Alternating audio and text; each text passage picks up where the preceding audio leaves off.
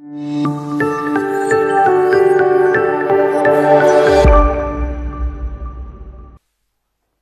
Student, देखिए अपना topic चल रहा था अंकेक्षक के कर्तव्य। हम सेक्शन पढ़ रहे थे 143 सबसेक्शन 11। अब आगे कंटिन्यू स्टार्ट करते हैं। 10 तक आप पूरी कंप्लीट कर चुके थे। 143 की सबसेक्शन 11 देखिए क्या कहती है अपने कि सेंट्रल गवर्नमेंट के पास में ये पावर है, सेंट्रल गवर्नमेंट के पास यह शक्ति है कि वह कंपनी को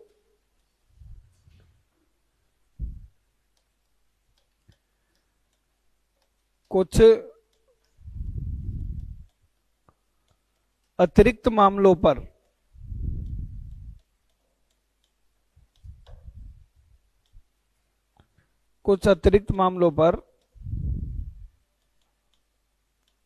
अंकेक्षक से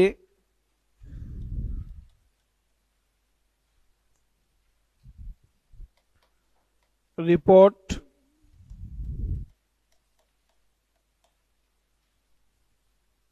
मांगने के लिए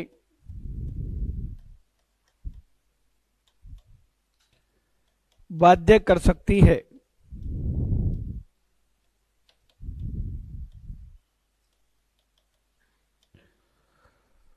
तो देखो 143 की सबसेक्शन 11 ये कहती है कि सेंट्रल गवर्नमेंट के पास में पावर है कि वो कंपनी को ऑर्डर दे सकती है कि आप कुछ एडिशनल मैटर के ऊपर ऑडिटर से रिपोर्ट करा के हमें प्रस्तुत करें। यहां तक बात समझ में आ रही है? सर अतिरिक्त मामलों का मतलब क्या है? तो देखिए अब तक आपने जो कंपनी में ऑडिट रिपोर्ट के बारे में पढ़ा, एक पढ़ा आपने मेरे से 143 की सबसेक्शन 1 और एक आपने मेरे से पढ़ा 143 की सबसेक्शन 3। 143 की सबसेक्शन 1 में आपने पढ़ा कि कुछ मामलों पर अंकेक्षण पूछताछ की जाएगी। जो 6 मामले थे और असंतुष्ट होने पर उसे ऑडिट रिपोर्ट में व्यक्त किया जाएगा। यह आपने मुझसे कौन से सेक्शन में पढ़ लिया था? 143 की सबसेक्शन 1 में। 143 की सबसेक्शन 1 में आपने पढ़ा ऑडिट रिपोर्ट में शामिल किए जाने वाले तत्व। ऑडिट रिपोर्ट में शामिल किए जाने वाले तत्व, और ये 10 मामले आपने मेरे से पढ़े थे। ये तो आप पढ़ चुके हैं। इसके अलावा सेंट्रल गवर्नमेंट के पास में पावर है कि और अतिरिक्त मामलों पर सरकार कंपनी को आदेश दे सकती है कि आप रिपोर्ट करो, कुछ एक्स्ट्रा इनके भी अलावा सेंट्रल गवर्नमेंट चाहे तो ऐसा ऑर्डर दे सकती है। तो बात आती है सर गवर्नमेंट को ऐसा क्या पड़ा है, क्यों ऐसा कर रही है, क्यों एक्स्ट्रा रिपोर्टिंग करवाना चाह रही है? बताओ उसका कारण क्या है, बताएं। क्या इंटेंशन क्या है गवर्नमेंट का? तो जब तक आपको इंटेंशन समझ में नहीं आएगा एक्ट समझोगे कैसे? कोई भी कानून बनता है उसका कोई ना कोई उद्देश्य होता है। बिल्कुल, ये कह रहे साहब जनता के पैसों के साथ में खिलवाड़ नहीं हो, और खिलवाड़ करेगा कौन? ये कंपनियां, ये जनता से पैसे लेंगी, उनके साथ स्कैम करेंगे और फरार। तो सरकार ने क्या किया, बहुत सारे पॉइंट्स आइडेंटिफाइड किए जहां पर गड़बड़ होने के चांस है, और कंपनी को ऑर्डर दिए कि भाई इनका ऑडिटर से डिटेल में क्या कराओ, रिपोर्टिंग करवाओ। तो जब सरकार ने ऑर्डर दे दिया किसको, कंपनी को, तो कंपनी किसको बोलेगी? ऑडिटर को। और ऑडिटर का कर्तव्य क्या बन जाएगा कि साहब उन मामलों पर क्या की जाए? रिपोर्ट की जाएगी। तो जाहिर सी बात है, रिपोर्ट करोगे तो जांच पड़ताल भी करोगे। समझ में आ रहा है? क्या सरकार ऐसा करती है या कर चुकी है? भाई धारा 143 की उपधारा 11 में गवर्नमेंट के पास ये पावर है, तो गवर्नमेंट ये पावर यूज कर चुकी है या करेगी? ये पावर यूज कर चुकी है। और तारीख थी 25 फरवरी 2020। 25 फरवरी 2020 को केंद्र सरकार ने अपनी इस शक्ति का प्रयोग करते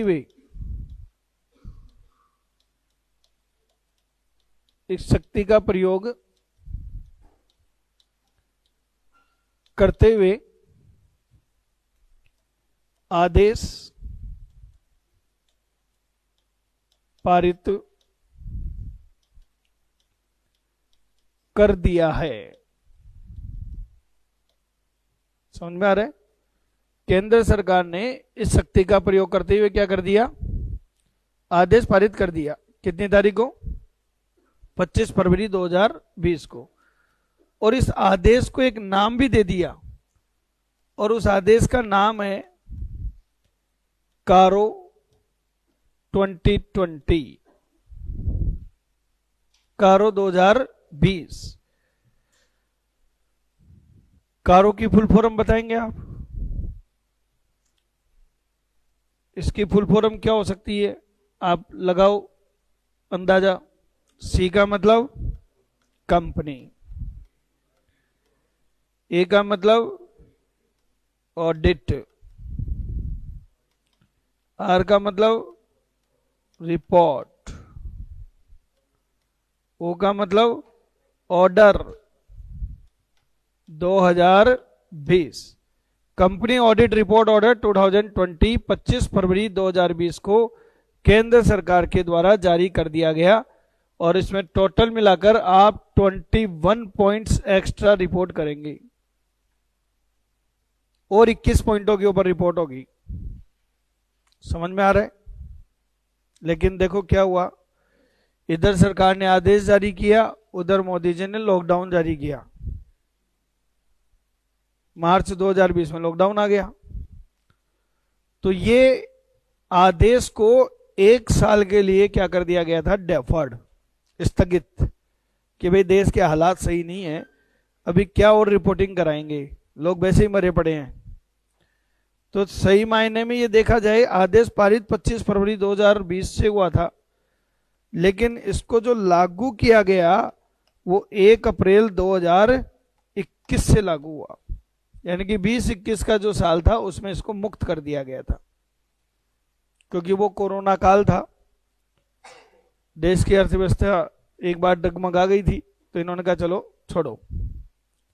समझ में आ रहा है? तो सर ये हमारे साथ ही होना था क्या? 2020 में ही आदेश आया, पहले नहीं आया क्या? क्या बोल रहे हो? वापस रिपीट कर देते हैं।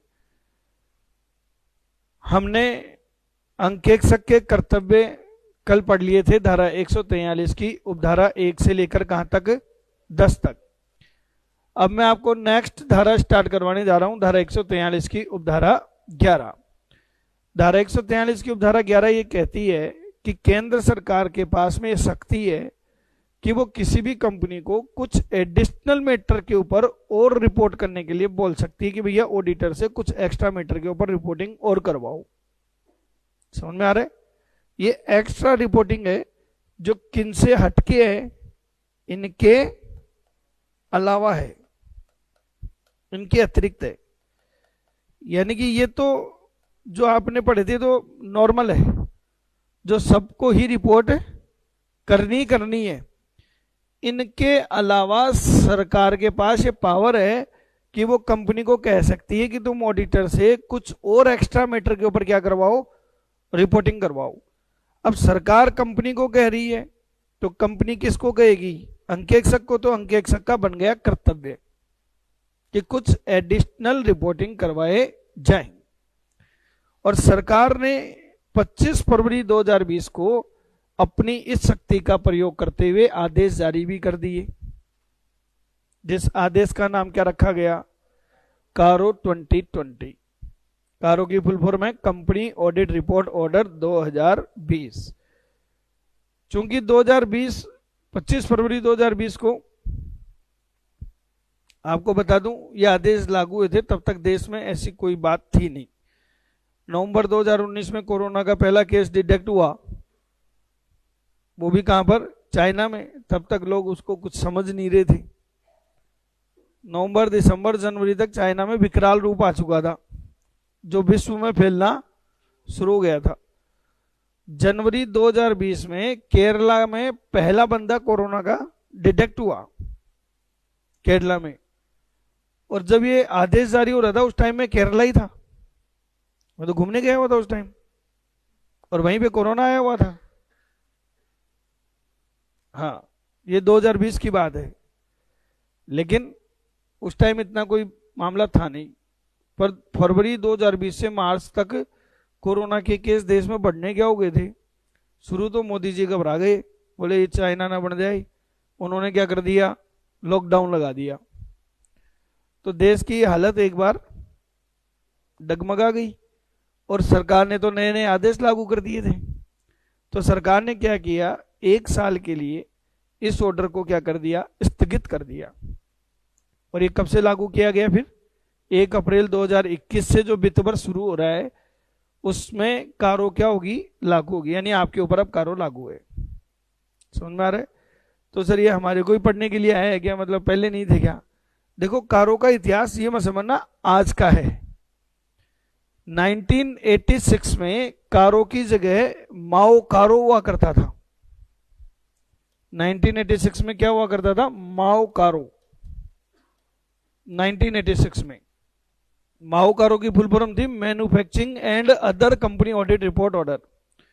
तो उस टाइम तक सरकार सिर्फ ये आदेश कौन सी कंपनियों पे जारी करती थी, जो मैन्युफैक्चरिंग और अदर कुछ लिस्ट दी हुई थी कंपनी की, बस उन पर कि साहब इनमें रिपोर्टिंग करवाई जाएगी।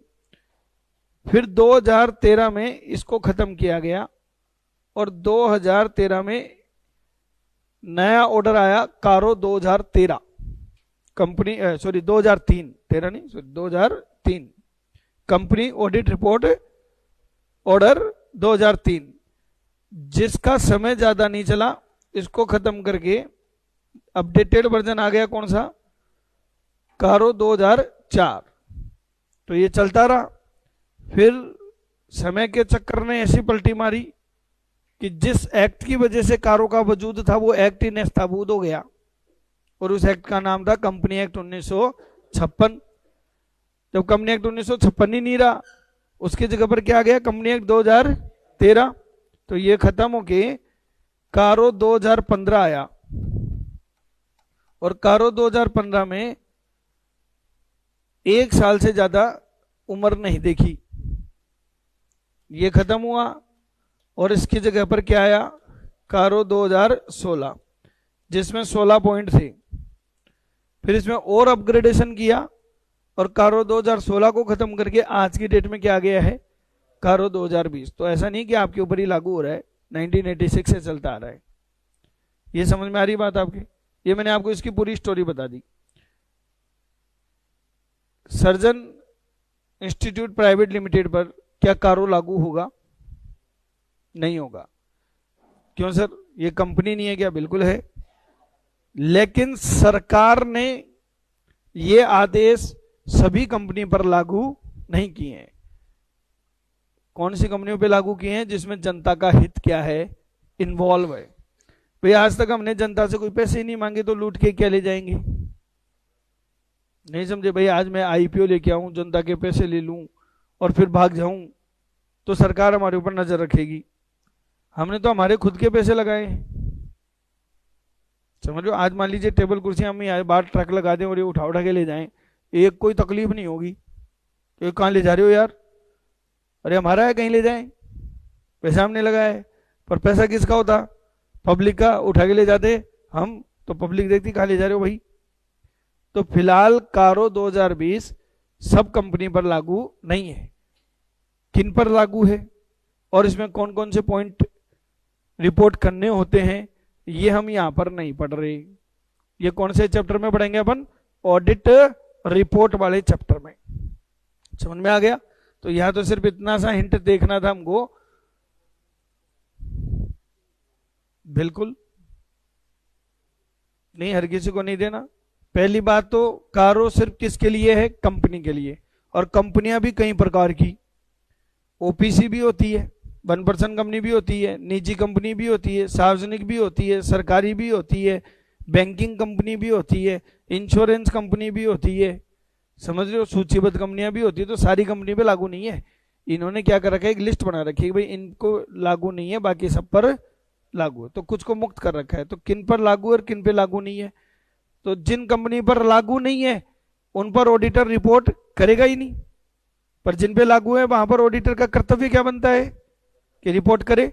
तो किन पर लागू है, किन पर लागू नहीं है, और क्या क्या पॉइंट हमको एक्स्ट्रा रिपोर्ट करने हैं, ये सारी बातें हम कहां पर पढ़ेंगे? ऑडिट रिपोर्ट वाले चैप्टर में। अभी कर्तव्य में खाली इतना सा पढ़ लो कि केंद्र सरकार के पास में शक्ति प्राप्त है कि वो कंपनी को आदेश दे सकती है कि कुछ अतिरिक्त मामलों पर ऑडिटर से रिपोर्ट करा के हमें प्रस्तुत करी। और सरकार ने यह आदेश कितनी तारीख को जारी किया था?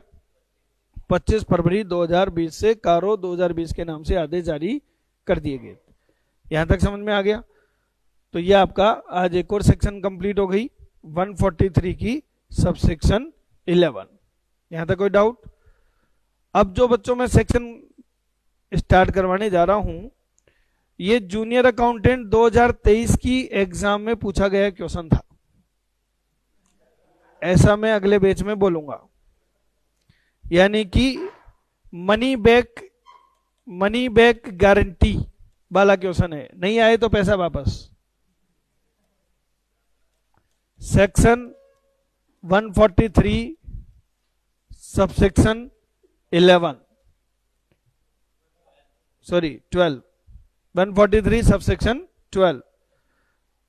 बच्चों पिछली बार जूनियर अकाउंटेंट की एग्जाम में ये पूछा गया था, समझ रहे हो, और इस बार भी पूछा जाएगा। सर ऐसा क्यों? हॉट न्यूज है साहब, आजकल मार्केट में चल ही यही रहा है, और ऊपर से अब अडानी का मामला और आ गया। तो ये सब चीजें जो नई नई मार्केट में आ रही हैं, जो फ्रॉड हो रहे हैं, उसको लेकर ये सेक्शन इंट्रोड्यूस की गई। इस सेक्शन की मैं आपको हेडिंग बताता हूं। कपट के संबंध में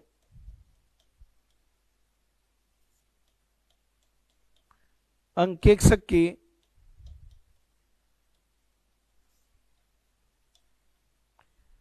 रिपोर्ट का कर्तव्य। कपट के संबंध में अंकेक्षक के रिपोर्ट का कर्तव्य, ये इस सेक्शन की हेडिंग है। बात समझ में आ रही है? सब ये सेक्शन में कहा गया है कि जब आप ऑडिट करते हो और आपको कोई कपट पकड़ में आते हैं, आपने देखा कि वहां पे कुछ कपट हो रहे हैं, कपट समझ गए ना, फ्रॉड, तो ऑडिटर का कर्तव्य क्या है? भाई आप तो जांच पड़ताल करने गए थे, आपके वहां पे जांच पड़ताल के दौरान आपको समझ में आ गया कि आपका फ्रॉड हो रहा है ये, तो आपका कर्तव्य क्या बनता है? बताओ क्या कर्तव्य बनता है? रिपोर्ट करना। भाई मेरा काम रिपोर्ट करने का है, तो करूं या छुपाऊं? और छुपा लूं तो मुझे दंड दिया जाएगा। दंड किसी को मिलेगा? मुझे मिलेगा। तो ये सेक्शन कहती है कि ऑडिटर को कपट के संबंध में उत्तरदायी ठहराया जाएगा। अब देखो इस सेक्शन को पढ़ते हैं अपन, तो मुझे कई तरह की बातें याद आती हैं। मुझे ये बताओ, आप मुझे उत्तरदायी किसके लिए ठहरा रहे हो? किसके लिए ठहरा रहे हो? कपट के लिए। एक तो होती है त्रुटि और एक होता है कपट। क्या फर्क है बेटा दोनों में? जानबूझकर किया जाता है, ठीक है। और त्रुटि, अच्छा मेरे ऊपर कमेंट कर रहे हो, देखो सुबह सुबह ही कमेंट कर रहा है बच्चा, कह रहा है सर आपने शादी की ये भूल थी, आपकी बीवी ने आपसे शादी की ये कपट था। जानबूझकर धोखा देने के इरादे से जो कार्य किया जाए वो कपट, और जो मासूमियत से अनजाने में हो जाए वो भूल। किसे खोज पाना आसान है, किसे पकड़ पाना आसान है, भूल को या कपट को? बताओ। भूल को पकड़ पाना आसान है, कपट को नहीं, क्योंकि कपट तो जानबूझ के किया गया है, और जानबूझ के जो कर रहा है वो छुपाएगा कि नहीं छुपाएगा, नई नई टेक्नोलॉजी यूज करेगा कि नहीं करेगा। और साहब कपट करने वाले सातिर दिमाग के होते हैं, क्रिमिनल माइंड के होते हैं, और हम लोग कपट को ढूंढने के लिए ट्रेंड नहीं होते हैं। मैं किसी पुलिस वाले के यहाँ पे थोड़ी ट्रेनिंग लेता हूं, मैं तो सीए के अंडर में ट्रेनिंग लेता हूं। हमें इन्वेस्टिगेशन करना नहीं सिखाया जाता, हमें ऑडिट करना सिखाया जाता है, और ऑडिटर को कभी भी शंकाशील नहीं होना चाहिए। हम डाउट के साथ काम नहीं करते हैं, वी आर नॉट डिटेक्टिव, हम जासूस थोड़ी हैं कोई जो कपट को ढूंढेंगे, और कपट हमारे से खोजने में आएंगे भी नहीं। हाँ गलतियां होंगी तो हम क्या कर लेंगे, पकड़ लेंगे। कपट को कैसे ढूंढे? और चलो ढूंढ ले, पर समस्या क्या है कि रक्षकी बक्सक बन के बैठे। अगर मेरी बीवी ये ठान ले कि इस आदमी को निपटाना है आज, एक दिन का खेल है उसका। बिल्कुल सही कह रहे हैं कि सर कल का सूरज नहीं देख पाओगे, क्योंकि रात का खाना तो खाओगे। दाल में क्या मिला दी जाए? जहर। खीर में मिला जाए। चलो देखो ये वैल्यूएबल एडवाइस आती रहती है मेरे पास, अब मैं खीर थोड़ा संभल के खाऊंगा। मतलब दाल में चांस कम है, खीर में ज्यादा है, ठीक है मैं खीर थोड़ा संभल के खाऊंगा। अब जब रक्षकी क्या बन जाए, भक्षक, तो क्या करेगा ऑडिटर? आप सोचो एक बार, मैं जिस कंपनी की ऑडिट करने जा रहा हूं उस कंपनी को चलाने वाले, उस कंपनी के मालिक वही क्या कर रहे हैं, कपट कर रहे हैं। तो बताओ क्या कर लेंगे, कर सकते हैं क्या? अब किसी का जमाई घोटाला करे, समझ रहे हो, और जिसका जमाई घोटाला करे वो देश के प्रधानमंत्री पद के दावेदार, तो बताओ क्या करेगी जनता बेचारी। समझ रहे हो ना मेरी बात? तो हम कपट को ढूंढ लेंगे क्या, ये बताओ? ढूंढ लेंगे नहीं ढूंढेंगे? नहीं ढूंढ पाएंगे। तो आप, जब मैं कोई चीज ढूंढ ही नहीं पा रहा, मेरे अथक प्रयास करने के बावजूद भी मेरे से, आप तो कपट की बात कर रहे हो, कई बार गलतियां ही ढूंढने में नहीं आती। ऐसा हो सकता है क्या? क्योंकि ऑडिट की भी अपनी क्या है, अंतर्निहित सीमाएं हैं, एक लिमिटेशन है। आप कितनी कोशिश कर लो नहीं ढूंढ सकते। देखो आप जूनियर अकाउंटेंट बनोगे या नहीं बनोगे, समझ रहे हो, ये आपके भाग्य में लिखा है। अब सारे भाग्य वाग्य क्या होता है, हम खुद बनाते हैं। देखो ठीक है प्रयास करो आप, लेकिन भगवान नहीं बन सकते आप, क्योंकि आपको भगवान ने मोदी जी बनाना लिखा है और आप जूनियर अकाउंटेंट बनने में लग रहे हो। बोले रे जूनियर अकाउंटेंट को तो तू नियुक्त करेगा, हाँ तो चाय बेचो, अमृत तुल्य चाय, मंगल चाय, चाय भी 30 रुपए की बिक्री है आजकल। तो कई बार क्या होता है, हम लोग अपना भविष्य तय नहीं कर सकते। ऑडिटर भगवान नहीं है कि सारी गलती ढूंढ लेगा। और क्या गलतियां होंगी, हो सकती है, होंगी ही होंगी। अरे भूल किससे नहीं होती, भगवान से ही होती है। भगवान से ही होती है, नहीं तो मेरी शादी होती क्या? है? जोड़ियां कौन बनाता आप बता दो लो। तो गलती तो वहीं से हो रही है, मिस्टेक तो वहीं से चलती आ रही है। तो कहने का मतलब यह है कि गलतियां होंगी ही होंगी, कपट होंगे ही होंगे। क्या मैं कपट को अगर नहीं खोज पाऊं तो रिपोर्ट कर पाऊंगा? अरे मुझे मालूम ही नहीं है कि कपट हो रहे हैं, तो रिपोर्ट क्या करूं? रिपोर्ट तो तब करूंगा ना जब मुझे क्या हो, मालूम हो। जब मुझे मालूम ही नहीं है तो मैं रिपोर्ट भी नहीं कर पाऊंगा, और अगर मैं रिपोर्ट नहीं करूंगा तो मुझे दंड मिलेगा, मुझे जेल होगी। सर ये तो बड़ा गड़बड़ काम है भैया। अगर ऐसा होगा तो कोई सीए तो ऑडिट ही नहीं करेगा। यार भूल के लिए तुम उत्तरदायी ठहराते हो, समझ में आता है कि वो तो हम पकड़ लें, जो जानबूझ के किए जा रहे हैं वो हमारे पकड़ में नहीं आ रहे, तो रिपोर्ट कैसे करें बताओ? क्या कपट के लिए मैं उत्तरदायी हूं? अब वन वर्ड में अगर कोई क्वेश्चन पूछे आपसे कि क्या अंकेक्षक को कपट के लिए उत्तरदायी ठहराया जा सकता है? कपट किसने किया है? मैंने किया है क्या? मैंने किया क्या कपट? कंपनी ने किया है।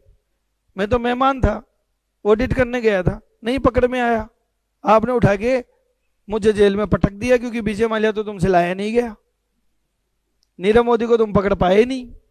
आईपीएल में जरूर दिख जाता है, प्रदेश में नहीं दिखता, और उसके सीए को उठा के जेल में डाल दिया। रे लालू चारा चरा, लालू का सीए अंदर, पी चिदम्बर की बेटा कीर्ति चिदम्बर ने घोटाला करा, उसका सीए अंदर। नीरव मोदी फरार है पर उसका सीए अंदर है। तो गड़बड़ है यार काम, बताओ अन्याय नहीं है क्या? ये नहीं है? अन्याय है या नहीं है? तो फिर से मेरा क्वेश्चन वही है, क्या कपट के लिए अंकेक्षक को उत्तरदायी ठहराया सकता है या नहीं ठहराया जा सकता? नहीं, कभी नहीं। यार कंफ्यूज कर रहे हो, कोई कह रहा है ठहराया जा सकता है, कोई कह रहा है नहीं किया जा सकता। आपके क्या विचार हैं जी बताओ? ये कह रहे हैं साहब पता चल जाए और बताया नहीं, छुपा लिया तो उत्तरदायी ठहराएंगे। हाँ नहीं, आप जो सोच रहे हो सही सोच रहे हो कि आपको मालूम है कि कपट है, फिर भी आप नहीं बता रहे, तो अब दोषी हो, चलो बात मान ली। पर थोड़ी फीलिंग आ रही है बस कि यहां क्या हो सकता है, कुछ तो गड़बड़ है, ऐसा लग रहा है। आई एम नॉट श्योर, मैं श्योर नहीं हूं कि वाकई में कपट है, पर मुझे शक है कि यहां कुछ डाउट है कि यार यहां कुछ तो क्या है, गड़बड़ है। क्या वो भी रिपोर्ट कर दूं? यही तो समझना है बेटा। धारा 143 की उपधारा 12 बहुत खतरनाक है, इसने सारे सीए की 12 बजा दी, तभी तो 12वें नंबर पे आई है। सस्पेक्टेड फ्रॉड भी इसमें क्या होंगे, कवर होंगे, अगर आपको डाउट भी है। देखो आज मैं अपनी बीबी के चुटकुले सुनाता रहता हूं, ठीक है, कई बच्चे हंसी में टाल देते हैं कि ऐसे मजाक करता होगा, जिसके ऊपर बीतती है वो जानता है। क्या मैं इसके लिए खुद उत्तरदायी हूं?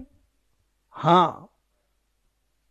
कैसे हूं मैं आपको किस्सा सुनाता हूं, तो देखो आपको कपट का कॉन्सेप्ट क्लियर हो जाएगा एकदम। मैं वाकई में उत्तरदायी हूं। ये बात उस समय की है बच्चों, जब मैं सीए बना था, और सीए बनने के बाद मेरी सगाई हुई और शादी होनी क्या थी, बाकी थी। उन दिनों में भलाओ रिलायंस का,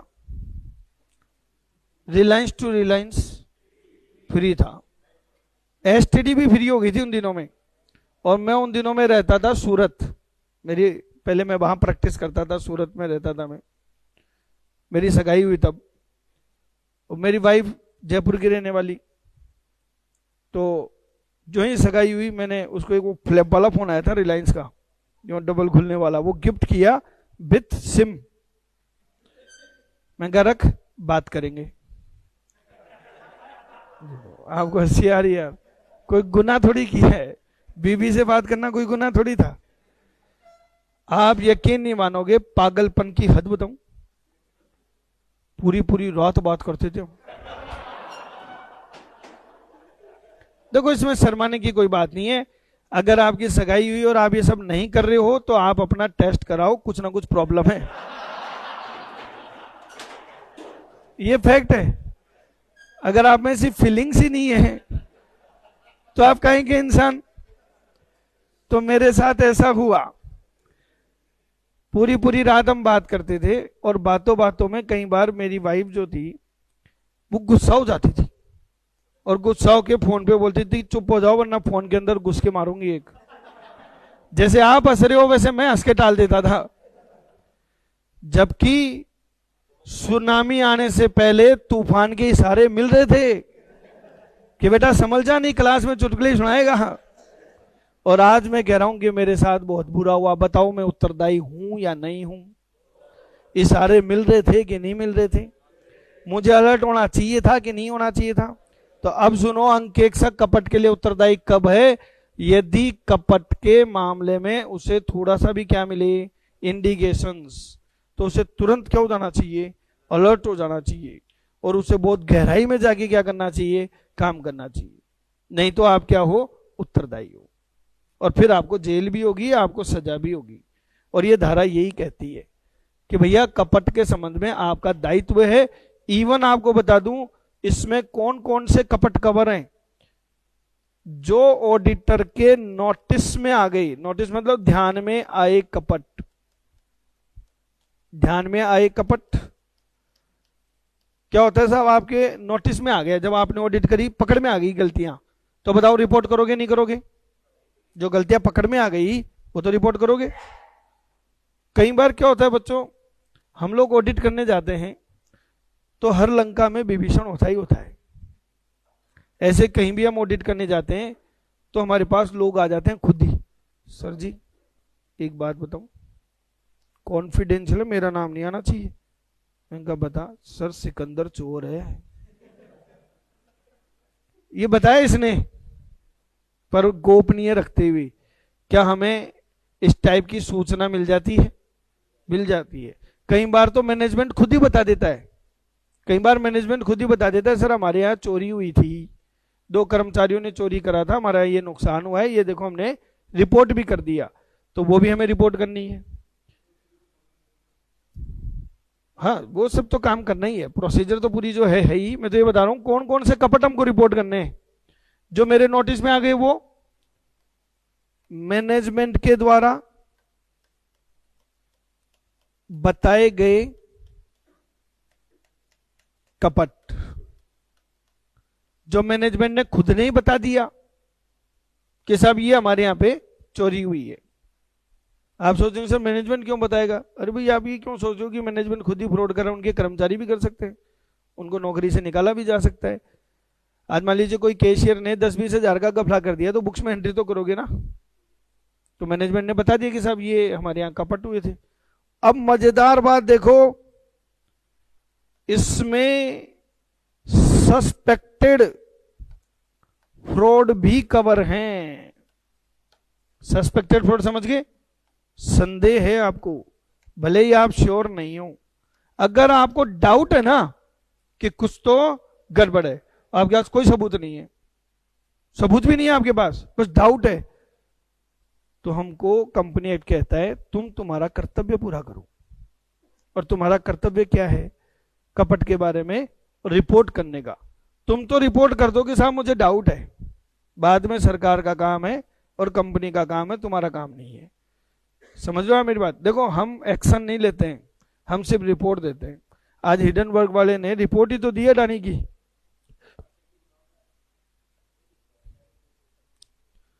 फर्क नहीं पड़ेगा? फर्क तो पड़ चुका, सारे शेयर तो गए काम से। ऐसा कुछ नहीं है, अगर रिपोर्ट में सच्चाई हुई तो कंपनी का दिवाला निकल सकता है। अब वो कह रहे हैं कि हम सुप्रीम कोर्ट में केस करेंगे, उसके ऊपर, किसके ऊपर? ऑडिटर के ऊपर। तो मैं इसी चैप्टर में बताऊंगा क्या अंकेक्षक के ऊपर मानहानि का केस हो सकता है।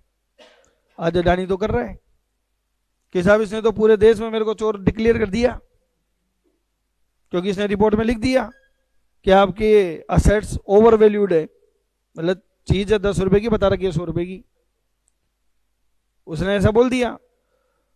और अडानी उसके ऊपर सुप्रीम कोर्ट में मानहानि का क्या कर रहा है? केस कर रहा है कि साहब तुम्हारी वजह से पूरा देश हिल गया।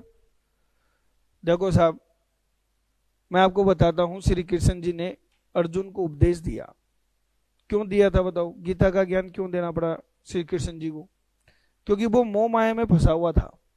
जब उसने धनुष उठाई और तीर चलाने के लिए तैयार हुआ तो सामने गुरु द्रोणाचार्य दिखे। बोला अरे ये तो मेरे गुरु हैं, मैं अपने गुरु जिनसे मैंने सीखा उनका वध कैसे करूं? तीर उठाए, बोले अरे कर्ण ये तो मेरा भाई है, ये हमारे तातश्री है, मैं अपनों का ही वध कैसे करूं? तो श्री कृष्ण जी ने उसको उपदेश दिया कि अर्जुन तू कर्म कर, तू तेरा कर्म कर, जिनको तू भाई समझ रहा है ये सब पापी हैं, जो किसका साथ दे रहे हैं, पाप का साथ दे रहे, तो इनका वध कर। स्वयं भगवान ने कही ये बात, और यही बात हमारे ऊपर लागू होती है कि हमारा कर्तव्य क्या है, रिपोर्ट करने का। एक्शन मैं नहीं लूंगा, एक्शन सरकार लेगी, जो दंड देना है सामने वाले को सरकार देगी, मेरा काम क्या है, और रिपोर्ट करने का। तो अंकेक्षक के ऊपर मानहानि का केस नहीं हो सकता, लेकिन हो सकता है यदि मैंने ये काम कैसे किया हो, द्वेष भावना से किया हो, बिना तथ्यों के किया हो। और यहां तो हमको सरकार ने ये भी माफी दे दी कि आपको अगर सस्पेक्ट भी है ना, तो आप तो क्या कर दो, रिपोर्ट कर दो। तो देख लेना इस केस में सुप्रीम कोर्ट का जजमेंट आए चाहे कुछ ही आए, हिडनबर्ग के ऊपर कुछ नहीं होना। क्यों नहीं होना, क्योंकि वो अंकेक्षक है और उनका कर्तव्य था क्या करना, रिपोर्ट करना। आप तो ये देखो ना कि इतनी डेयरिंग किसमें होती है, इतने स्वतंत्रता के साथ उसने रिपोर्ट दी है। बोले ये बात समझ में आ गई। ये सब कपट के ऊपर मुझे क्या करनी है, रिपोर्ट करनी है। समझ में आ रहा है। अब रिपोर्ट कब करनी है, सुनते जाओ। यदि अंकेक्षक के पास यह विश्वास करने के कारण है, यदि अंकेक्षक के पास यह विश्वास करने का कारण है, यदि अंकेक्षक के पास यह विश्वास करने का कारण है, if auditor has reason to believe, if auditor has reason to believe, अगर ऑडिटर को लगता है कि यार ऐसा है, ऐसा विश्वास करने का उसके पास में क्या है, कारण है, और कारण चाहे संदेही क्यों ना हो। क्या विश्वास करने का कारण है कि कुछ तो गड़बड़ है। क्या गड़बड़ है, क्या गड़बड़ है, ध्यान से सुनना। यहां पर भी शब्दों को अगर अधीनस्थ बोर्ड ने पकड़ना शुरू कर दिया ना, तो बैंड बजा सकता है इस चैप्टर में। क्या कारण है, ध्यान से समझना। यदि अंकेक्षक के पास यह विश्वास करने का कारण है कि कंपनी में कर्मचारी या अधिकारी द्वारा कपट किए जा रहे हैं, कपट किए जा रहे हैं, यदि अंकेक्षक के पास विश्वास करने का कारण है कि कंपनी में कर्मचारी या अधिकारी कंपनी में क्या कर रहे हैं, कपट कर रहे हैं साहब। जो कंपनी के एम्प्लॉय हैं, जो कंपनी के ऑफिसर्स हैं, जो चलाने वाले लोग हैं, वो कंपनी में क्या कर रहे हैं, कपट कर रहे हैं, तो वो रिपोर्ट करेगा। समझ में आ रहा है, पक्का। आप बताना जनाब, ये लाइन समझ में आ गई, क्या समझे। कहां कर रहे हैं कपट, कंपनी में कर रहे हैं, तो रिपोर्ट करेंगे, रिपोर्ट में मेंशन करना पड़ेगा ना। अब मैं जो पूछूंगा वो बताना। कंपनी कर रही है कपट लोगों से, कहानी अलग हो गई। मैं क्या कह रहा हूं, कंपनी फ्रॉड कर रही है, कंपनी में नहीं हो रहे, कंपनी में नहीं हो रहे, कंपनी तो खुद चोर है, पब्लिक का पैसे लेके भागने की फिराक में, कंपनी के द्वारा फ्रॉड किए जा रहे हैं। क्या इस धारा में रिपोर्ट होगा, कंपनी के द्वारा फ्रॉड किए जा रहे हैं, कंपनी में नहीं हो रहे, कंपनी के द्वारा फ्रॉड किए जा रहे हैं, क्या रिपोर्ट होगा या नहीं होगा। भावनाओं से नहीं चलता कानून। मैंने क्या लिखा है, कंपनी में, अगर कंपनी ने फ्रॉड किया है तो वो इस धारा में कवर नहीं होगा। तो साइड में नोट करके क्या लिख सकते हो आप, कंपनी द्वारा किए गए कपट इस धारा के तहत रिपोर्ट नहीं होते हैं, इस धारा के तहत रिपोर्ट नहीं होते हैं। बोलो समझ में आ रहा है? पर इसका मतलब ये नहीं है कि कंपनी फ्रॉड करेगी तो ऑडिटर रिपोर्ट ही नहीं करेगा, इस धारा में नहीं होंगे, और भी तो बहुत सारी चीजें हैं। हाँ, कंपनी में कौन करेगा फ्रॉड? या तो कर्मचारी करेंगे या अधिकारी करेंगे, और तो कौन करेगा? नहीं, कंपनी के द्वारा किसी अधिकारी ने या कर्मचारी ने फ्रॉड किया तो वो किसके साथ किया? थर्ड पार्टी के साथ। थर्ड पार्टी के साथ अगर कोई फ्रॉड हो रहे वो इसमें नहीं आएंगे। इसमें केवल कौन से आएंगे? जो कंपनी के अंदर ही लूट मार बची हुई है, कंपनी को ही लूटा जा रहा है। और कौन लूट रहा है? कंपनी के खुद के अधिकारी और कर्मचारी, मतलब दीमक लगी हुई है। समझ में आ गया क्या? क्लियर है? अब ये थोड़ी सी बारीकियां हैं, देखो आप ध्यान नहीं दो और इसमें बह जाओ भावनाओं में कि साहब इस धारा में केवल कौन से कपट आएंगे? जो कंपनी में हो रहे हैं, और कौन कर रहे हैं? कर्मचारी और अधिकारी। ये विश्वास करने का अगर आपके पास में कारण है तो आपको रिपोर्ट करना है। ये बातें समझ में आ गई क्या? अब रिपोर्ट किसको करना है? रिपोर्ट किसको करे ऑडिटर? आप कहें सर मैनेजमेंट को, मैनेजमेंट खुद ही तो चोर है। आप कहें सदस्यों को। तो यहां मैं आपको बताऊं रिपोर्ट किसको करना है। इसके लिए हम इस धारा के तहत कपट की राशि को दो टुकड़ों में बांटेंगे कि कपट कितनी अमाउंट का हुआ। अमाउंट मायने रखती है, कपट कितनी अमाउंट का हुआ। देखो मैं आपको बताऊं, हमारे यहाँ एक कर्मचारी हैं बहुत ही सम्मानीय है, जिनका नाम हिमांशु है। बच्चों वो भी चोर है। मेरी बीवी बड़े प्यार से टिफिन बना के देती है और मैं क्लास में लग जाता हूं, वो पीछे से टिफिन खा जाता है। उसमें जो मिठाई आती है वो खा जाता है। बताओ कंपनी में फ्रॉड हो रहा है कि नहीं हो रहा? कंपनी के कर्मचारी के द्वारा फ्रॉड किया जा रहा है। तो क्या सेंट्रल गवर्नमेंट को रिपोर्ट करा दूं कि कल मैं गुलाब जामुन लाया था, हिमांशु खा गया? बताओ कर दूंगे रिपोर्ट? अब सरकार कहेगी अरे यार तुम गुलाब जामुन के चक्कर में मेरे ही आ गए। तो सरकार ने क्या किया? इसके दो पार्ट कर दिए, राशि को टुकड़ों में बांट दिया। बोले छोटे मोटे मामले तुम आपस में निपटाओ, मेरे पास मत आओ। तो मैं आपको इसमें यह बताने जा रहा हूं कि हम किसको रिपोर्ट करेंगे। इसके लिए आपको क्या देखना है? कपट की राशि। और यह है आपके एग्जाम के पॉइंट ऑफ व्यू से काम की चीज कि कपट के मामले में रिपोर्ट किसको किया जाएगा। तो कपट की राशि देखनी है। कपट की राशि को मैं दो पार्ट में डिवाइड कर रहा हूं। कपट की राशि को कितने पार्ट में डिवाइड कर रहा हूं? दो पार्ट में। यदि कपट की राशि कितनी है? 1 करोड़ से कम है। यदि कपट की राशि कितनी है? 1 करोड़ से कम है तो मामला अलग है। तो गुलाब जामुन 1 करोड़ से तो कम की थी, समझ गए?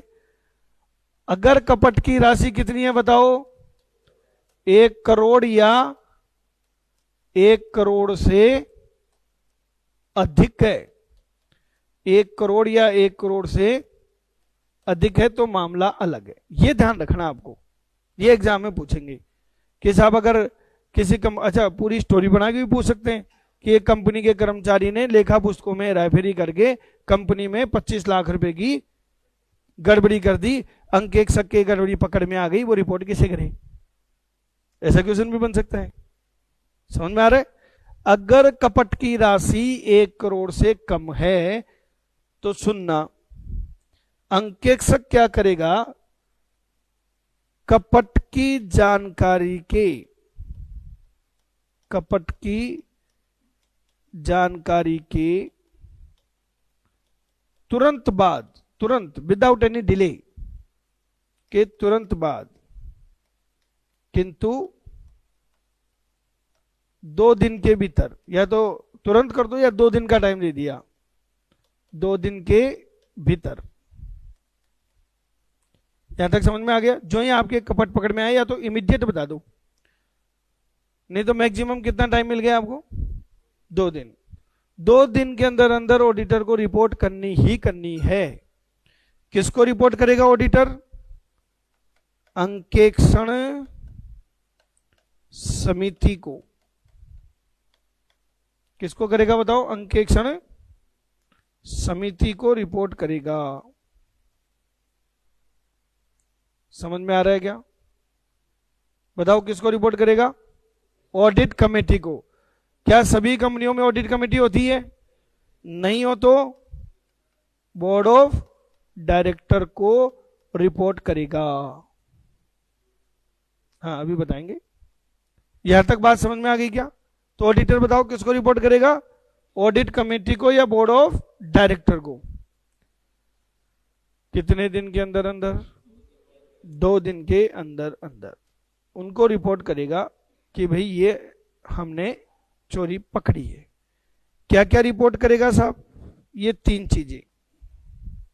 ऑडिटर ये 3 चीजें रिपोर्ट करेगा। क्या क्या? कि साहब ये इस टाइप का कपट हमारे पकड़ में आया है। कपट की प्रकृति, नेचर ऑफ फ्रॉड, क्योंकि फ्रॉड कई टाइप के होते हैं साहब। स्टॉक की भी चोरी होती है, नगद की भी होती है, लेखा पुस्तकों में भी हेराफेरी होती है, कई तरह के कपट होते हैं। तो ऑडिटर बताएगा कि साहब इस टाइप का कपट हमारे पकड़ में आया है। दूसरा क्या बताएगा? कपट की राशि। कपट की राशि, कपट की राशि का मतलब समझ गए? अमाउंट, कि इतने रुपए की चोरी हुई है। और तीसरा क्या बताएगा? कपट में शामिल पक्षकार। कपट में शामिल व्यक्ति बोल दो या पक्षकार बोल दो कि साहब ये लोगों ने चोरी करी है। बाकायदा नाम लिखेगा उनका कि इन लोगों ने इस टाइप का इतनी अमाउंट की चोरी करी है। ये ऑडिटर रिपोर्ट करेगा। किसको रिपोर्ट करेगा जी? कितने दिन में? वैसे तो तुरंत करना है, लेकिन 2 दिन में कर सकते हो। समझ में आ रहा है क्या? हाँ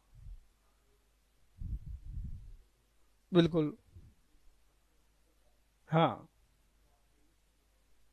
हाँ ये बात भी सही है इसकी कि सर आपको तो डाउट है, आपको डाउट है कि यार ये चोरी तो हुई है, पर आपको ये नहीं मालूम कितने की हुई है।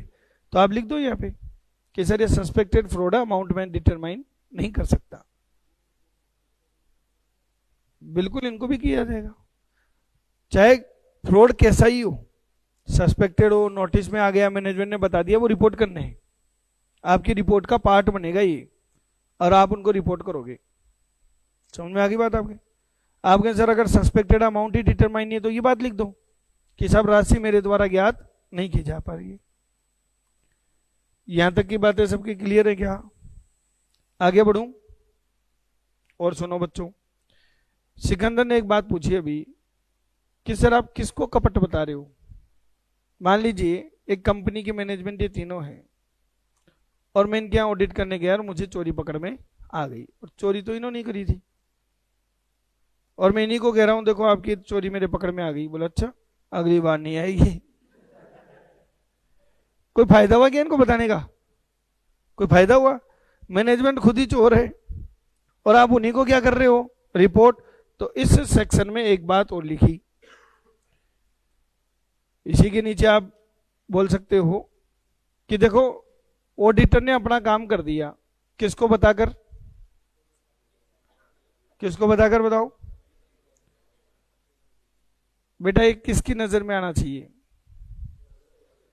मालिक कौन है उनकी जानकारी में आना चाहिए ना कि साहब इन लोगों ने क्या किया है फ्रॉड। मैंने उनको तो बताया नहीं, तो मैं नहीं बताऊंगा उनको, उनको ये खुद बताएंगे कि वी आर थेफ्ट, कि हम चोर हैं। ये खुद बोलेंगे खड़े होके, और ये बात मैं श्योर करूंगा कि इन्होंने ऐसा बोला है या नहीं बोला। तो इन्होंने ये कह दिया कि ऐसी स्थिति में अंकेक्षक यह सुनिश्चित करेगा, अंकेक्षक यह सुनिश्चित करेगा कि अंकेक्षण समिति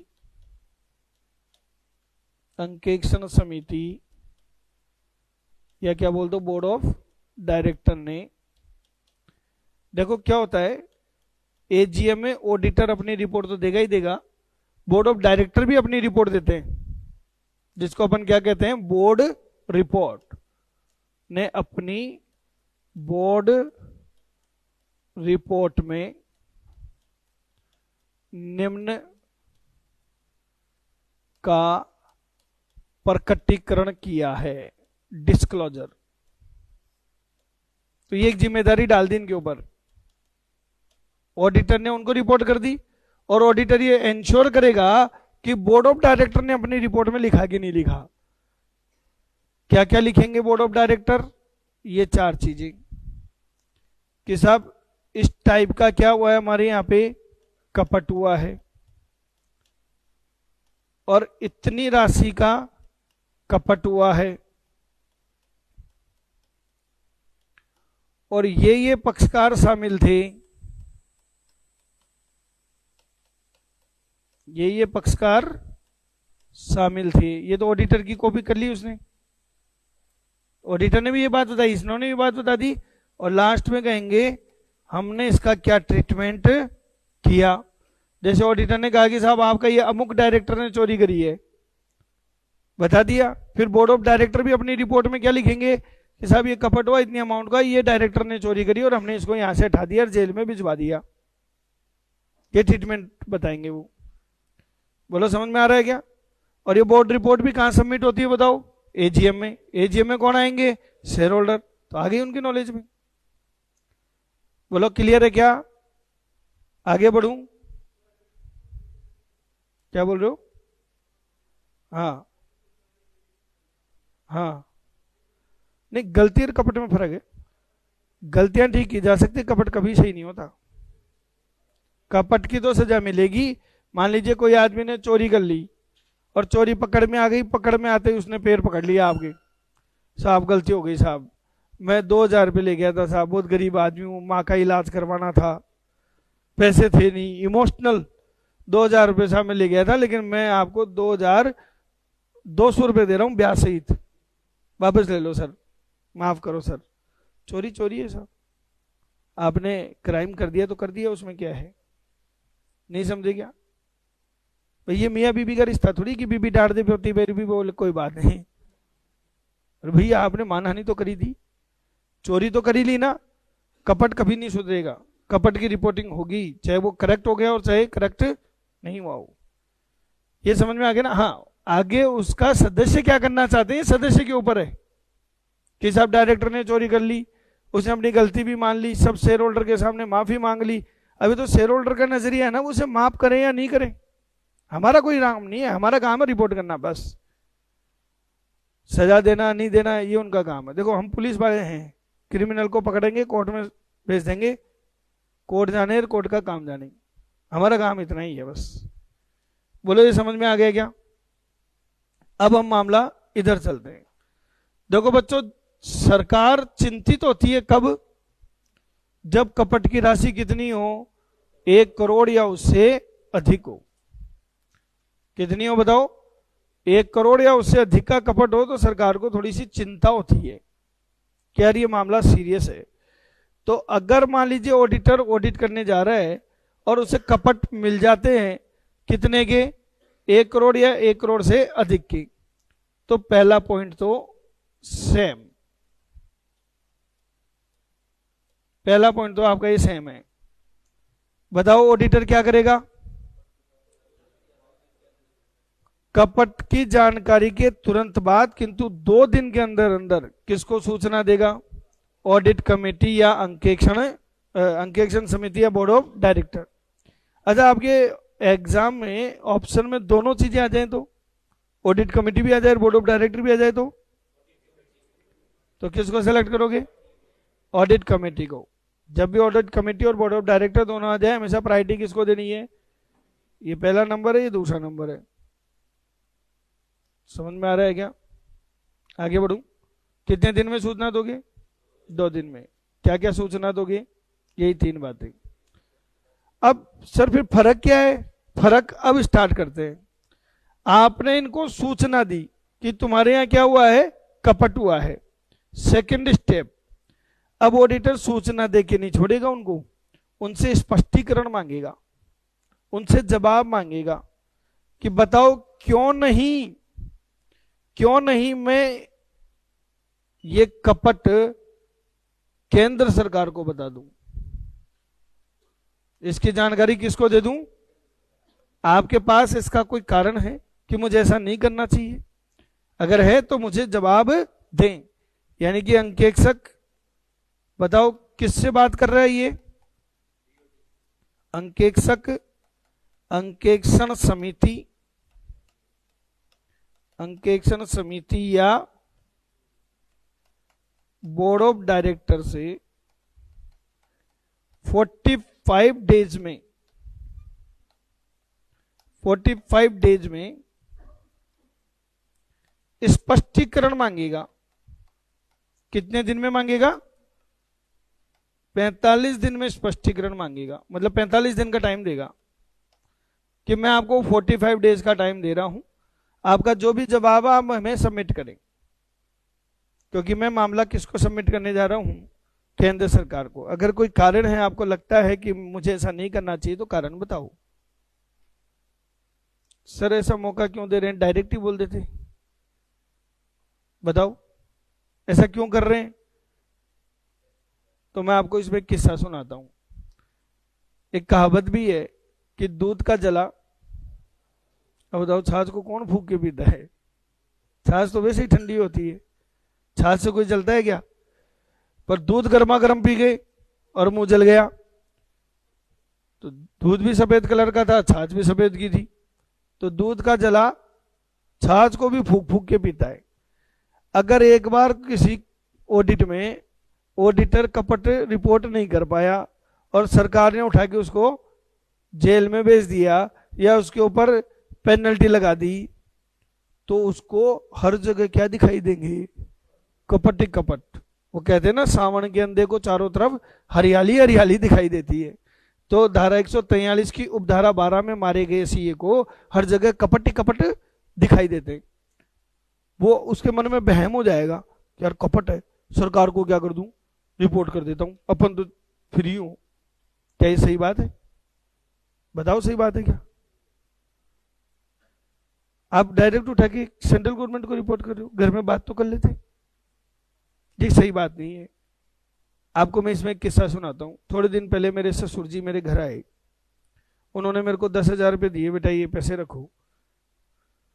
तो वैसे तो मैं आती हुई लक्ष्मी को मना नहीं करता, पर ससुर जी से लेने में अब डर लगता है। एक बार लिए थे, अभी तक भुगत रहा हूं, क्योंकि उन्होंने तो एफडी करा दी, आरडी मुझे करानी पड़ रही है रोज। तो साहब मैंने मेरे ससुर जी से पूछ लिया कि पापा आप ये पैसे किस बात के दे रहे हो? तो मेरे ससुर जी ने कहा बेटा मेरी बेटी को बड़ी ऐसी साड़ी दिला देना। तो मैंने कहा तो ही नहीं। मैंने कहा आपकी बेटी को साड़ी दिलानी है तो मैं दिला सकता हूं, मैं चार्टर्ड अकाउंटेंट हूं, पैसे कमाता हूं, आपके पैसे लेने की कहां जरूरत आ गई? बोले बेटा मुझे नहीं मालूम, देखो तुम्हारी रामायण, मेरे पास तो मेरी बेटी का फोन आया था। बोला पापा इनको कुछ पैसे दे जाना जो मेरे को साड़ी दिला दें। तब समझ में आया कि घर का भेदी लंका ढाए। मेरी वाइफ ने सही किया कि गलत किया? मैं आपसे पूछता हूं बेटा, आप भी कभी किसी की बहू बनेंगी? आपके हस्बैंड अगर आपको साड़ी नहीं दिलाएंगे तो आप क्या ऐसा करेंगी? नहीं ना, गलत बात है ना ये। मेरी वाइफ को कौन समझाए सही किया कि गलत किया? मैंने वाइफ को कहा तो क्या साड़ी साड़ी करती है, साड़ियों की दुकान लगवा दूं? तू एक बार बोलती तो सही, तू एक बार आवाज तो देती कि मेरे को साड़ी चाहिए। तूने तो सीधी रिपोर्ट किसको कर दी? सेंट्रल गवर्नमेंट को। बताओ गलत नहीं है क्या? अब एक ऑडिटर को ऐसा लगा कि ये क्या है? कपट है, जबकि वो केवल मात्र क्या थी? एक भूल। एंट्री गलत सीख गया बच्चा, अकाउंटिंग एंट्री गलत सीख गया। मनीष सर बेचारे बोल बोल के थक गए कि अरे माल आए तो खरीद और माल जाए तो बिक्री।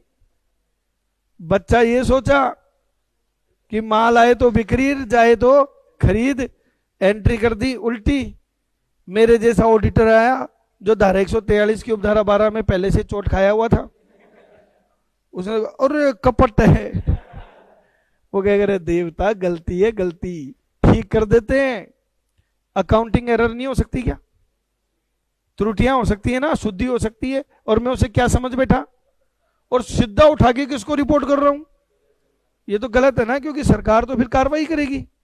इसलिए ये प्रोविजन बनाई कि नहीं, ऐसा मत करो तुम लोग, ऐसा मत करो। तुम लोग पहले किससे डिस्कस करो? ऑडिट कमेटी और बोर्ड ऑफ डायरेक्टर से, उनसे स्पष्टीकरण मांगो। अब 45 दिन में दो बातें होंगी, या तो ये स्पष्टीकरण दे देंगे और आपको संतुष्ट कर देंगे कि सीए साहब आप जिसे कपट समझ रहे हो वो कपट नहीं है, यही होगा, या फिर चोर किस मुंह से बोलेगा। तो यहां ध्यान से समझना बच्चों, भले ही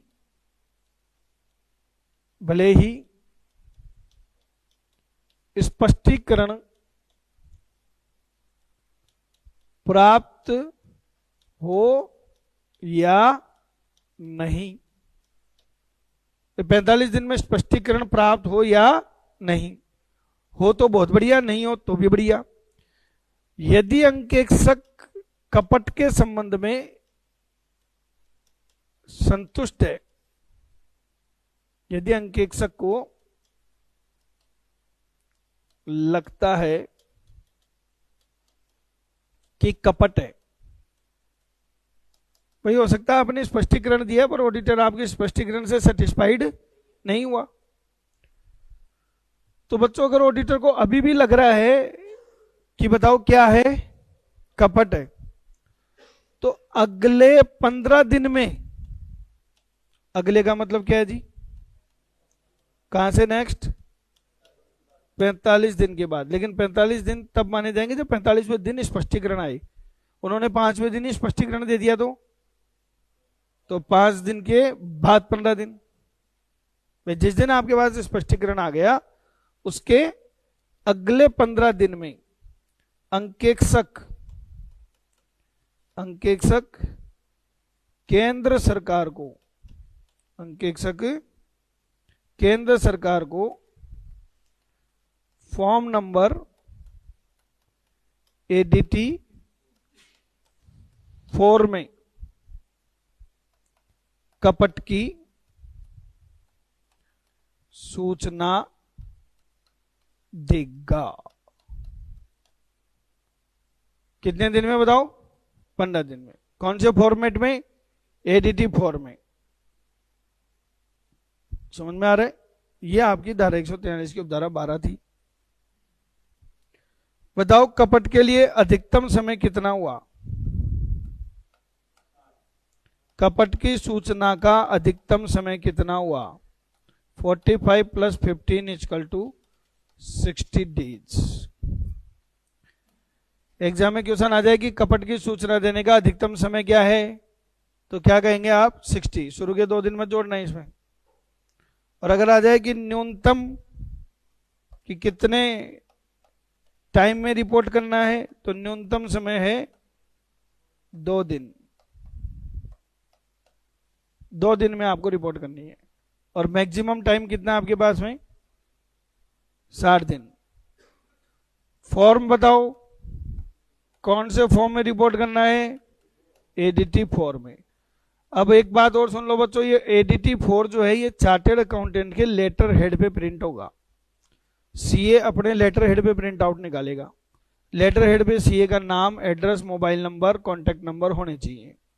उस पर प्रिंट आउट निकाल के अपनी राउंड सील लगा के मेंबरशिप नंबर लिख के साइन करेगा और उसको एक सील पैक लिफाफे में सेंट्रल गवर्नमेंट को रजिस्टर्ड पोस्ट के माध्यम से भेजेगा और उसकी एक ईमेल भी करेगा कि साहब हमने क्या कर दी है, पोस्ट कर दी। और ऑनलाइन फाइल करेगा वो अलग। बोलो समझ में आ गई बातें? क्लियर है यहां तक का? तो ये हो गई आपकी धारा 143 की उपधारा 12। अच्छा ये बताओ, मैंने मेरी तरफ से पूरे प्रयास कर लिए, मुझे कपट नहीं समझ में आई, मुझे कपट मिले ही नहीं, ऐसा हो सकता है? क्या नहीं हो सकता? सब 16 साल में तो आज तक मेरे को एक भी कपट मिला नहीं। मैंने तो कभी रिपोर्ट करा ही नहीं। सर आपके क्लाइंट कोई भी कपट नहीं करते, जनता के साथ नहीं करते, ज्यादा से ज्यादा क्या करते हैं, टैक्स की चोरी करते हैं, वो तो चलता है, हालांकि वो भी इसमें रिपोर्ट होना चाहिए, पर इतना तो चलता है कि वो उसकी कोई कार्रवाई भी नहीं होती। समझ लो, क्यों कपट तो कपट है, किसी के साथ भी हो जाए, पर हमें तो खाली क्या करना है, जो कंपनी में कपट हो रहे हो, तो कंपनी में ऐसे कोई कपट हमें मिले नहीं आज तक। मान लो मैंने पूरे प्रयास के साथ काम किया और मुझे कपट नहीं मिली, और बाद में ऑडिट होने के बाद में पता चला कि वहां क्या थे, कपट थे, पर मुझे तो नहीं मिले। नहीं मिले तो मैंने रिपोर्ट भी नहीं करी, क्या मेरे ऊपर कार्रवाई होगी? आप कहें सर कार्रवाई होगी, तब तो भैया मैं भी छोड़ देता हूं सीए का काम। ऐसे कार्रवाई होने लगी, यार कपट मैं थोड़ी कर रहा हूं, लोग कपट कर रहे हैं, छुपा छुपा के कर रहे हैं, मेरे नहीं पकड़ में आया। तो यहां हमने एक धारा लॉन्च करी, कौन सी धारा 143 की उपधारा 13। ये कह रहे हैं कि यदि अंकेक्षक किस में कार्य करता है, सदविश्वास में कार्य करता है। सदविश्वास मतलब गुड फेथ, गुड फेथ में, यानी कि बिना किसी लापरवाही के, बिना किसी लापरवाही के, आपकी तरफ से कोई लापरवाही नहीं है, आपने पूरी मेहनत करी है, फिर भी जूनियर अकाउंटेंट में सिलेक्शन नहीं हुआ, तो ये मान के चलना। कल मैं और मनीष बात कर रहे थे, तो मैंने कहा यार मनीष अपन इतना कोशिश करते हैं कि भाई एक भी क्वेश्चन नहीं रहे, तो मुझे कई बार ये डर लगता है, क्योंकि स्कोप बहुत बड़ा है ना, कुछ भी पूछ लें, कि मुझे डर लगता है कि यार कोई एक दो क्वेश्चन ऐसे आ गए, फिर बच्चों का कैरियर खराब हो जाए, बच्चों का सिलेक्शन नहीं हो, उनकी आत्मा हमें दुख दे, दुआएं देने के बजाय बददुआएं दें। तो यार ये लाइन बड़ी गड़बड़ है यार मनीष। बोले एक बात बता, तू इससे ज्यादा कर सकता है क्या? मैंने कहा नहीं, तो बस जो मैं कर सकता हूं वो मैं कर रहा हूं, उससे ज्यादा तो कुछ कर ही नहीं सकते। और ये दुख हमें हमेशा होता है जब हम क्या पढ़ाते हैं, जेबीबीएनएल। जेबीबीएनएल के कोर्स में मालूम क्या होता है, जो हम पढ़ाते हैं वो तो आता ही नहीं, जो हम पढ़ाते हैं वो आता ही नहीं। क्यों? क्योंकि जो उन्होंने सिलेबस दिया उसमें से पूछते ही नहीं। एग्जाम कौन लेता है? आईबीपीएस, वो पूछता है कुछ और ही।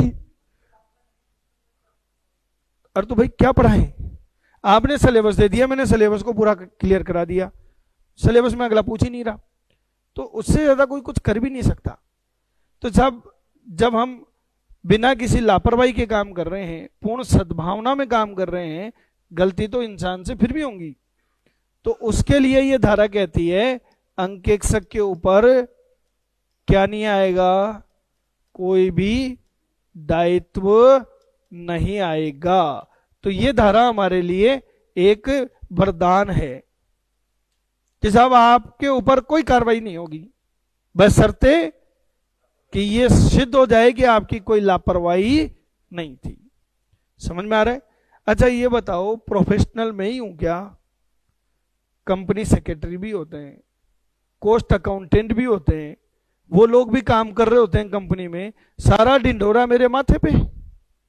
कपट हो रहे थे तो वो लोग क्या कर रहे थे, उनको क्यों नहीं दिखे, उन्होंने रिपोर्ट क्यों नहीं करी? हम ऑडिटर क्या बन गए, तुम तो सारा ढिंढोरा मेरे माथे फोड़ रहे हो। तो एक और हमारे लिए रिलैक्सेशन, धारा 143 की उपधारा 14 कि कपट के संबंध में रिपोर्ट करने का दायित्व, कपट के संबंध में रिपोर्ट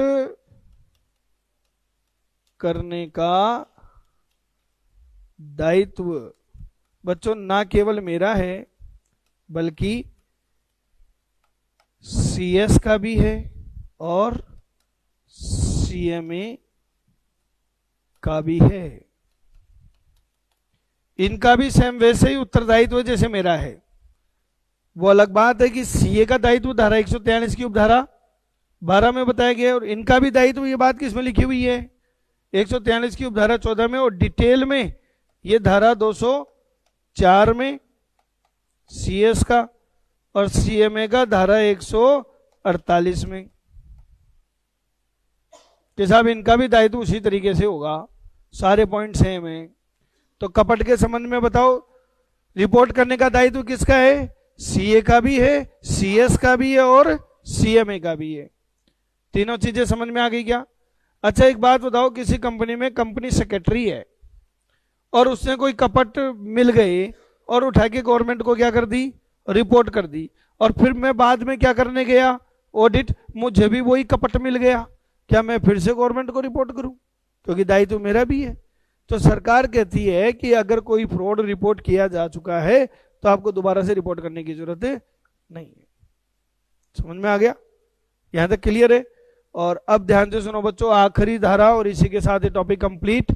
धारा 143 की उपधारा 15, यदि आप रिपोर्ट करने में त्रुटि करते हो, रिपोर्ट करने में क्या करते हो, त्रुटि करते हो, तो आपके ऊपर लगेगा जुर्माना।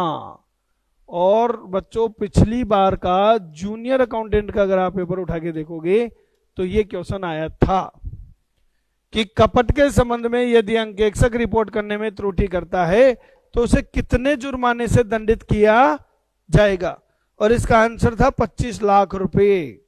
पिछली बार का पेपर उठा के देखना, चाहे फीस आपकी 5,000 रुपये हो, जुर्माना कितना लगेगा, 25 लाख।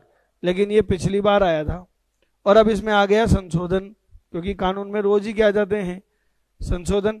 तो अभी जुर्माने को 2 ब्रैकेट में बांट दिया। अगर ये मामला किसका होता, सूचीबद्ध कंपनी का, यानी कि कपट किसमें हुआ है, सूचीबद्ध कंपनी में, तो अंकेक्षक के ऊपर जुर्माना कितना लगेगा, 5 लाख का। और सूचीबद्ध के अलावा कोई और कंपनी है, चाहे वो निजी हो, सार्वजनिक हो, सरकारी हो, कैसी भी हो, तो अंकेक्षक के ऊपर जुर्माना कितना लगेगा, 1 लाख का। समझ में आ गया? ये चेंज कर दिया है, क्योंकि कल को आप पुराना पेपर उठा के देखो आरपीएससी की साइड से, सेम क्वेश्चन मिलेगा, आंसर उसका 25 लाख दिया हुआ मिलेगा। आपके सर आपने तो 5 लाख 1 लाख बताया, बिल्कुल पहले 25 लाख थे, अब कितने कर दिए इन्होंने, 5 लाख और 1 लाख। तो आज इसी के साथ आपका एक टॉपिक पूरा कंप्लीट हो गया। कौन सा? कंपनी अंकेक्षक के कर्तव्य। कल हम पढ़ेंगे अधिकार। तो देखो कपट के संबंध में रिपोर्ट करने का दायित्व, धारा 143 की उपधारा 12, ये मैंने एक पूरा डायग्राम शेप में बना के दे दिया आपको कि कपट की राशि कितनी है, क्या है, नोट करके लिख दिया है। केंद्र सरकार को सूचना देने की अधिकतम अवधि कितनी हो गई, 60 दिन। कौन से फॉर्म में दोगे, एडीटी फॉर्म में, और ये कहाँ पे प्रिंट होगा, ऑडिटर के लेटर हेड पे प्रिंट होगा। फॉर्म नंबर एडीटी फॉर्म में दी जाएगी। सद्भावना में कार्य कर रहे हैं, जानकारी नहीं है तो आप उत्तरदायी नहीं होंगे। केंद्र सरकार को सूचना देने का दायित्व कंपनी सचिव का और लागत अंकेक्षक का भी है, और त्रुटि करते हो सूचीबद्ध के मामले में 5 लाख और अन्य कंपनी के मामले में 1 लाख के जुर्माने से दंडित किए जाओगे। यहां तक समझ में आ गया सबके, क्लियर है? तो ये ड्यूटीज ऑफ ऑडिटर आपका कंप्लीट हो गया। कल हम क्या स्टार्ट करेंगे, राइट्स ऑफ ऑडिटर। देखो इस बच्चे ने एक बात पूछी है कि सर 143 की उपधारा 12 में और 140 की उपधारा 5 में क्या फर्क है। सबसे पहली बात, 143 की उपधारा 12 अंकेक्षक का कर्तव्य है, तो ये कपट किसको ढूंढने, ऑडिटर को। और 140 की उपधारा 5 तो तब लागू होती है जब एनसीएलटी के पास कोई शिकायत पहुंचे और वो कार्रवाई करते हैं, वो ऑडिटर को हटाना है और ये अंकेक्षक का कर्तव्य है। बात वो है कि दोनों जुड़े हुए किससे हैं, कपट से। समझ में आ गया? चलिए अब अपन नेक्स्ट सब्जेक्ट आपकी शुरू करेंगे। नहीं, वो तब लागू होती जब ऑडिटर रिपोर्ट नहीं करे और एनसीएलटी के पास में क्या पहुंच जाए, शिकायत, और वो हटाने की कार्रवाई करे, वो इस पे लागू नहीं होगी।